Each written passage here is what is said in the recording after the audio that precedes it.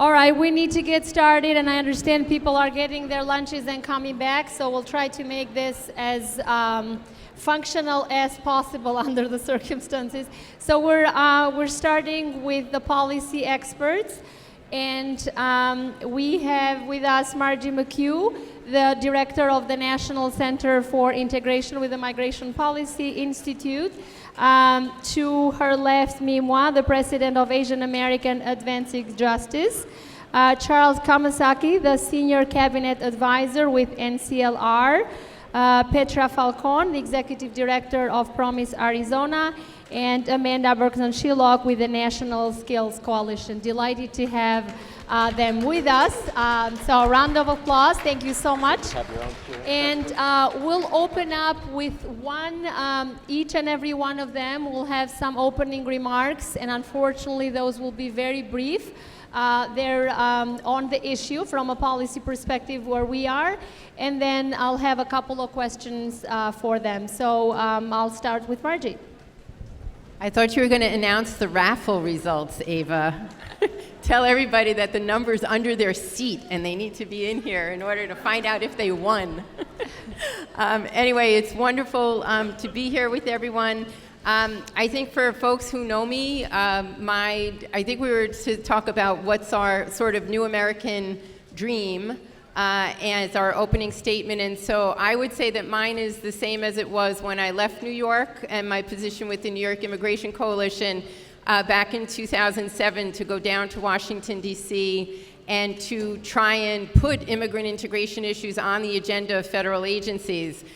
With all due respect to the work that NCLR and AJC and others had been doing, but I think the words immigrant integration really weren't there, not to mention that most of the brain circuitry wasn't there either. So I would say that my dream still, and I think we're getting closer to it, is that we finally kind of break through the mass delusion that we seem to be under in this country of thinking that immigration policy is just about the numbers and categories of who is allowed in and under what circumstances and basically who's eligible for legal status, and that we instead recognize that a healthy, modern immigration policy has to have integration policy as the other half of it. They cannot be split apart.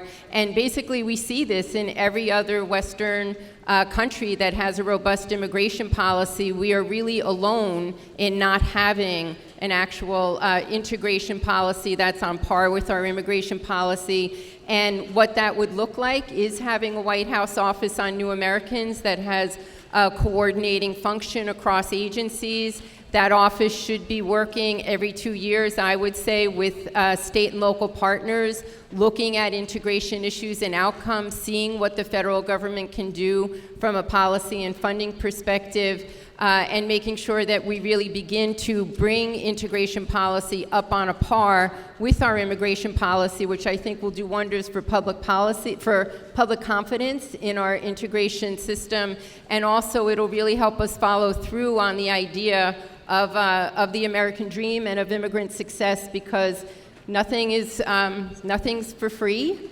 and we need to really be smart about the policies and investments that we're making to make sure that immigrants really do, in this modern era, have a way up into the middle class and to realize the American dream. Thank you so much. We'll go to Charles next. So normally the room doesn't clear until after I start talking, so thank you for those who are actually here and coming back. It's great to be here. It's terrific to see the amazing turnout at the NIC. What I'd like to do is take us back a little bit in time. Being one of the old people on the panel, I think I'm often given the task of talking about our history. And I think it's important to note that this decade is the first since the 1930s when we will be reaching 13% of the US population being foreign-born. In the late 1980s and the early 1900s, we had 6 consecutive decades where the percentage of the foreign-born population was 13% or more. That is to say, in relative terms, much higher levels of immigrants than now. We went through the Civil War, the Industrial Revolution, World War I, and the Great Depression. And during that period, our country, successfully integrated millions of new immigrants. That's one of the things that we have and historians have articulated as evidence of American exceptionalism. So it's important to think about what we did as a country back then. Immigrants didn't do it alone. They didn't come in, step off the boat immediately, learn English, and pull themselves up by their bootstraps. We had innovations in public policy, like the universal public education system and the adult education system. We had innovations in philanthropy, like Andrew Carnegie building what's now the modern public library system in every single city in the country. And we had an incredible nonprofit-led movement called the Settlement House movement. So it seems to me, in order to achieve what our forebears did a century ago, and contrary to popular rumor, I was not actually around at the turn of the last century, we need to replicate, if not the substance, the form of that movement. We need innovations in public policy. We need a very active and engaged set of philanthropists, and we as a nonprofit sector need to step up as well. Thank you so much. Me, we'll continue with you. Thank you. It's wonderful to be here. And I guess my version of the American dream is the fact that I'm even sitting in this chair with you all today. You know, President Obama often talked about how, you know, we all have come to this moment through some improbable journeys. You know, I was born in Laos. And in 1978, my family fled to, in 1975, my family fled to a refugee camp in Thailand. Well, we were in this refugee camp for almost 3 years. 3 years of going through the refugee resettlement process. All the processing, all the health tests, all the vetting, all the background checks. And we had to be in health quarantine for 6 months before we were sponsored and came into this country in 1978. I do this work because we need the public policy changes, but I do this work because it's deeply personal to me and to the people in my community. Not just people who look like me, but to the people in my refugee and immigrant communities. Because of my parents' courage and because of the compassion of the Carter Mondale administration, hundreds and thousands of Southeast Asian refugees were brought to this country, and my brothers and sisters and I had a shot at a decent life in this country. Whereas in the other parallel universe, if I was living back in Laos, you know, I would most likely be a peasant farmer living in the mountains of Laos and would never have had the opportunity to get an education, to go to college, to work as a lawyer, and to even run for and get elected to the Minnesota legislature. That's the essence of the American dream. And so when we talk about immigrant integration policies, it is about people like my mom and dad. It is about people like my brothers and sisters and myself. It is about the next generation of executive directors and the next generation of state senators and state representatives, the next generation of governors and USCIA directors, right? That's what immigrant integration policy is supposed to do, is to give us those basic building blocks so that coupled with the hope and aspirations and desire and energy and commitment of immigrants and refugees who come to this country, 100% committed to building this country, that we can fuel the economy and we can make this country better than it ever was, as each successive generations of immigrants and refugees has done since the Pilgrims first came to this country as religious refugees. Thank you so much for those powerful remarks, Me. Petra, can you please take it away? Good afternoon, everyone, and I want to let everyone know how humbled I am to be here with this panel, and also to see so many people that believe, that really, really believe that we need to fight until we win comprehensive immigration reform, right? I've organized in many states, but primarily in Arizona, and I used to work with someone in Tucson, a Catholic priest, who was talking before the Tucson City Council, and we were trying to fight for a living wage ordinance that we won. But I always remember what he told them. He said, we are privileged to live in the most powerful country in the world, yet we don't seem to be able to create the solutions that we need to be human and moral. And I think when our team today presented the New American Dream platform, we have presented the solution in this country to really, really living to what I think drives my work, which is Genesis, where we're all created in the image of God, and that we all need to be given the opportunity to live to our potential. And I do believe that when we continue to do what we're doing today, building power, not only political power that we need to continue to protect and defend our families and protect and defend DACA DABA, but also to win comprehensive immigration reform, but we need transformative power, the kind of transformative power that will change people's lives through the many, many work that all of our organizations are doing. Thank you, Petra. Amen. Good afternoon. I want to start with a shout out and a thank you to the interpreters. As our colleagues in this work say often, nothing about us without us, and you can't have that without language access. So let's have a round for the interpreters. So what are my new American dreams? It's about intentionality and intersectionality. Intentionality because good policy doesn't happen by accident.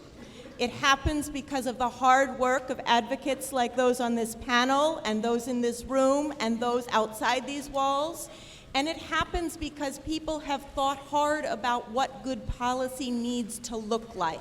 I so appreciated that Tara earlier went through the list of the many organizations and members who weighed in on the development of the New American Dreams policy platform, because it made explicit that this is a collective activity of envisioning the future we want to live in and then creating it.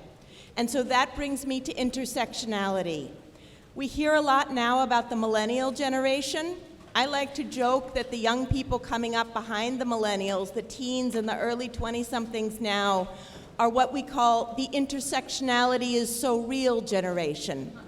This is the generation of young people who say, I can be an artist and a farm worker. I can be an accountant and an activist. I can be Latina and gay. I can be many things at once, and my full humanity comes to the table everywhere that I am.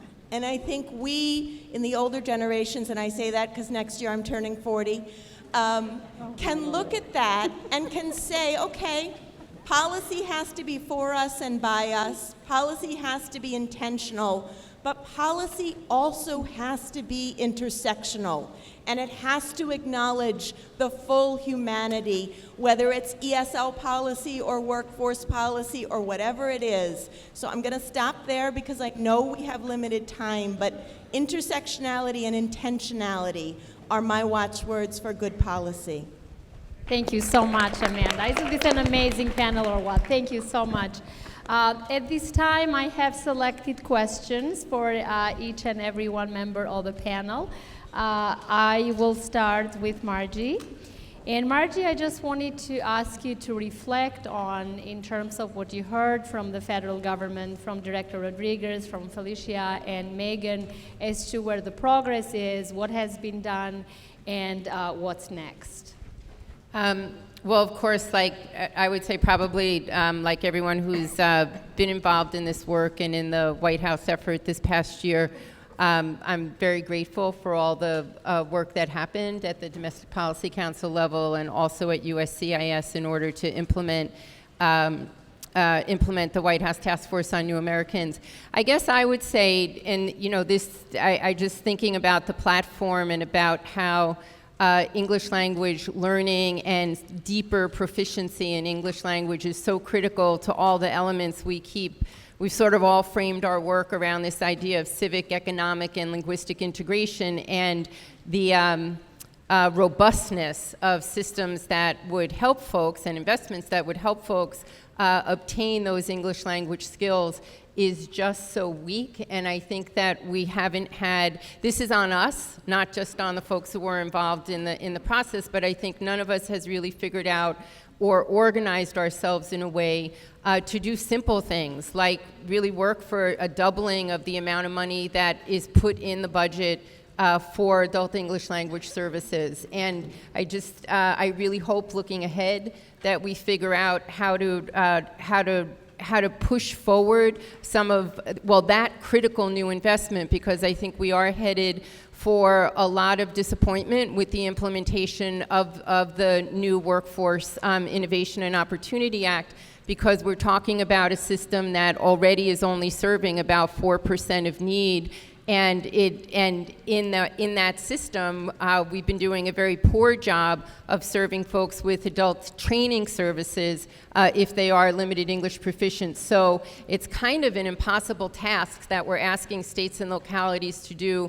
To me, it's inevitable that we're going to be very, very disappointed. And yet, I think we all could do incredible work. And, and as I was joking in our last session, we could all get lawyers and try and bend the system to what we think it needs to do. But I really think that it's on us, and then also it just has to be part of the ethos, I think, of all a lot of the work that we're doing, to not, it's been 20 years that a lot of us have been talking about how we don't have the investments that we need, and I just think that has to be bumped up to the top of the agenda, because it's really the foundation for so much of the work that we're trying to do across so many different integration fields. Thank you, Margie. And with that thought, in terms of the future, I'd like to ask the second questions to Charles, and ask you in terms of what are your hopes for the next administration and some of the challenges and also the opportunities ahead? Yeah, and really just to follow up on Margie's point, I find myself in the unusual position of being an optimist. No, it is really kind of unusual for those who know me. I think we ought to just stop, first of all, and note the importance of the fact that we have a White House interagency task force, we have a report, we now have, in effect, the equivalent for the nonprofit sector in the New American Dreams platform, and I think those are significant milestones and significant accomplishments. I think going forward, I have some degree of optimism, provided, first, to address the issue that Amanda raised around intersectionality. I call it alignment. But it really goes to the point that Margie noted. We have to be able to cross sectors, and that many of you are finding, who started your work in the immigrants' rights field, you're now finding you have to be players in the workforce field or the education field or financial services or health.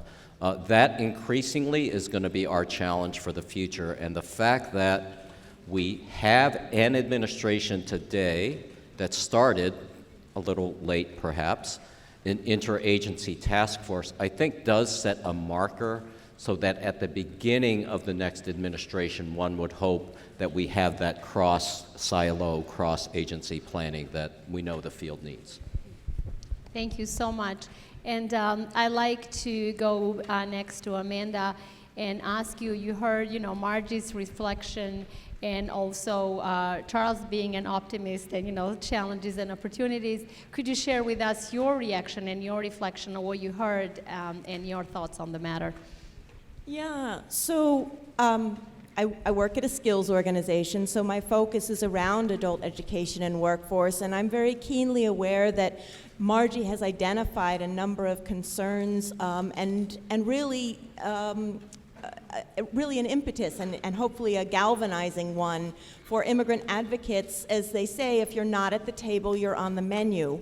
And, I think we're seeing more and more, and Charles mentioned, folks who have really strong records of backgrounds in immigration rights and advocacy, realizing that their voices are needed in policy conversations at workforce, at adult education, because good policy is not going to happen by accident. So I would flag two things in particular that I think are interesting beginnings that have happened under this administration that I'd like to see carried forward in a more robust way. And the first is the Technical Assistance Initiative launched by the U.S. Department of Education, the Networks for Integrating New Americans Initiative, which gets at exactly this issue of alignment, of bringing together adult education organizations with workforce and other stakeholders in communities, everyone from workforce boards to libraries. There are 5 sites nationwide in the United States that have been part of this initiative.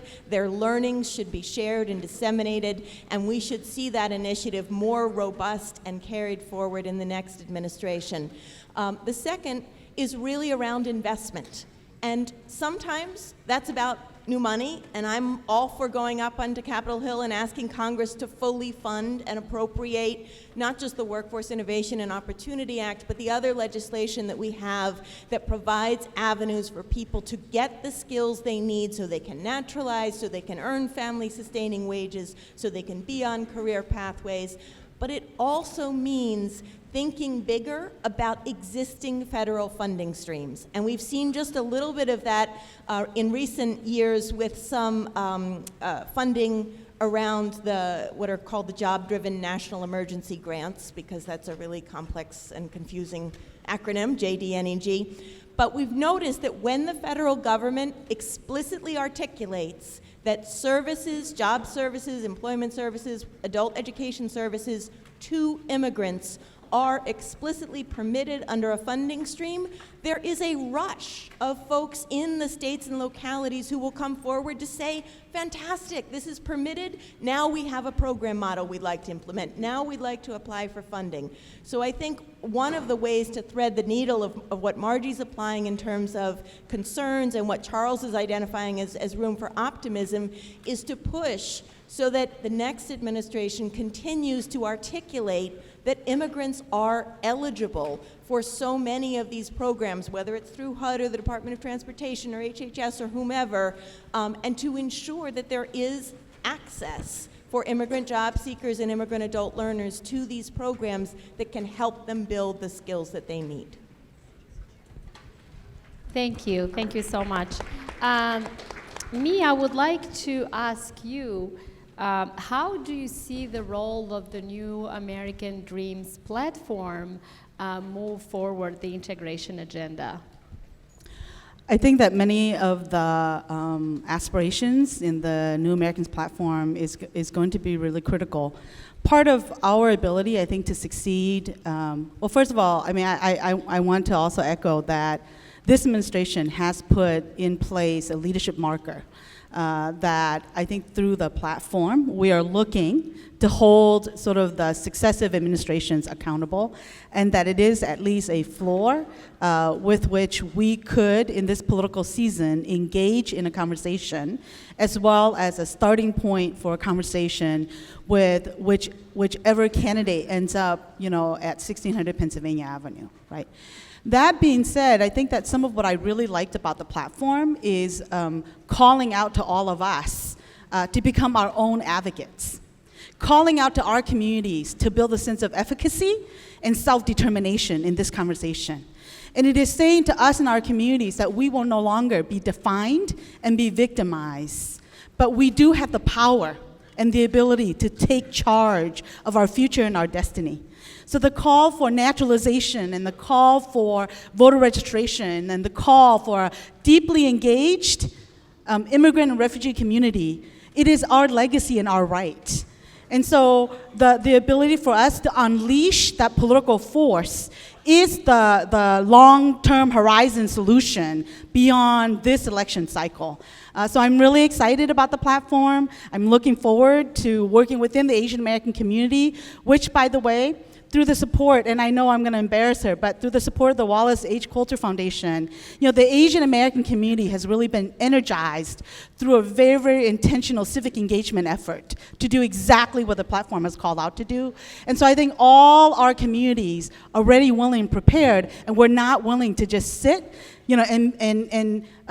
be victimized by the 2016 elections. I think for us it's 2016, but more importantly, 2020 and beyond. And it is not just about the federal elections. This is about us taking our destiny into our hands and looking at the state elections and looking at the local elections. We saw how important the voices of the mayors were during the anti-refugee rhetoric that was perpetuating, right? The mayors and the governors really came out and took the wind out of our sails. And so it's not just about the federal election, it's about the state and the local elections that we need to also be cognizant of. And so I'm really excited about the platform and really looking forward to being a partner in that conversation. So, Petra, I was going to ask you, Petra is the head of the Promise Arizona and a member of NPNA, and if you can speak to the issue from the coalition's perspective and the local perspective, what does it mean for the field? And how can we push forward an integration agenda from the field's perspective? Well, first of all, I would say that our NPNA firm organizations, we're doing immigrant integration already. We're doing that every time that we train somebody to be a leader in their community, every time they go out and drive voter registration and voter mobilization, and now even helping other undocumented people become status or citizens. So we're doing immigrant integration already. But I also, I heard the echo through the governor and even Leon Rodriguez, is that this is everyone's issue. This isn't just an immigrant issue. It's not just a Latino issue. Is it just an immigrant issue? It is a family issue. It's a community issue. It's our nation's issue, that we all need to be in this together, that if one sinks, then we all are going to sink together as well. And I think it's the word embrace. I mean, I think we need to embrace our brothers and sisters and who we are as a nation, and really look to history, how we've done that in the past, especially as we think to the future. What is the future that we want to raise our future children in? And as a mother and as a grandmother, I mean, that really is what drives me. What is it that I'm going to leave behind? But I do think in terms of our organizations, I was at a meeting last night of the community navigators work that NPNA is doing. There was about 75 people packed into this one room. It was hot in there, but they were all sharing their experiences and the practices they're learning about how are we laddering up, and primarily women inside of our organizations and community, to really, really think about immigrant integration, really, really continue to help as many people as possible get their DACA status and prepare for DACA DAPA when that opens up next year, or even continue to help people become citizens, especially this year where we want to register 1 million people. There were, right now, to date, I think, correct me if I'm wrong, Josh, 631 individuals have been trained to be community navigators, and we're going to continue doing that across the country. So that's moving forward with immigrant integration. Secondly, I mean, I've heard a lot today about language access, language acquisition, language literacy.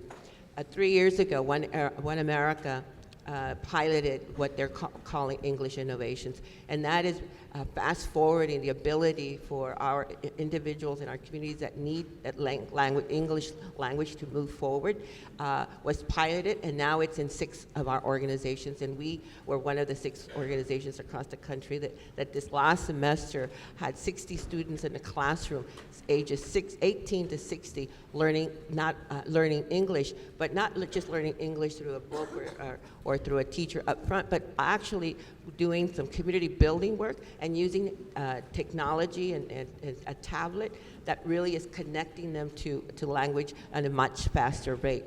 And I heard something today about the technology of the future and the skills that are being learned by many people in our community, is that it's building a national community, because we will be able to communicate to people all across the country just with the click of a button. They're already communicating through Facebook to family members that our immigrant brothers and sisters have not seen for a long, long, long time. So the future is here for our organizations. The future is here, and immigration integration is here.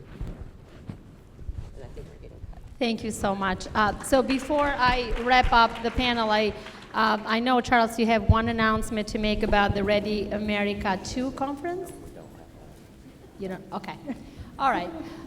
So I just wanted to thank each and every one of our panelists for their wonderful reflection and remarks, but also for the wonderful work that they do in the field. And I just wanted to remind us all that when we started the conversation about immigrant integration, when MPNA was even registered as a national organization, started in Chicago with 120 people in the room, when Josh was the head of ICER, the conversation started as to, what is immigrant integration, still dealing with the definition of it. And if at that time you would have said that, in several years we'll come back to a conference, a national conference with over 1,000 people, and we'll have a platform, and we'll have an executive order, and we will have presidential candidates to react and respond to it, people would have laughed at us. But here we are, and this is what we've done and accomplished together.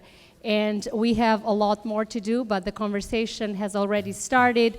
We have a national integration order in place, a task force, a platform for now and for the next administration. So thank you for all the work. Thank you for working together to bring us to where we are. An investment in immigrant integration, it's not just the right thing to do, but it's an intelligent thing to do for building a greater America. Thank you so much, everyone, and thank you so much to our panel.